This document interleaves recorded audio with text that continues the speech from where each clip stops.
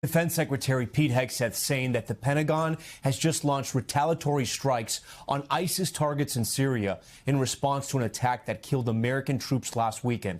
I want to get straight to our senior national security correspondent, Courtney Kube, who joins us live. Courtney, again, these were in retaliation for that ambush attack that happened on those two National Guard troops from Iowa.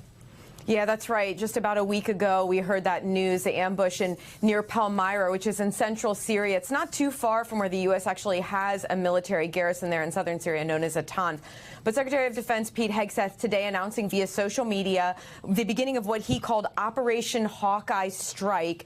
It's an effort to eliminate additional ISIS locations throughout Syria. Now, the types of locations that they're going to hit in these sorts of operations would be infrastructure. So places where ISIS will store their weapons, where they potentially will build things like drones, potentially even places where they will conduct training. Remember, the ISIS presence is not the same as it was a decade ago. It is much more disparate, is much more spread out. They don't have large locations that would be an obvious target point, but Central Command, the regional military command that owns Syria and owns that whole area for the United States military, they always have options for strikes like these. President Trump, in literally the hours after that attack last Saturday, came out and said that he planned to retaliate, and he planned to retaliate big, the U.S. military launching that. The big question now is how and when or will ISIS respond? And I think that is what will dictate whether this Operation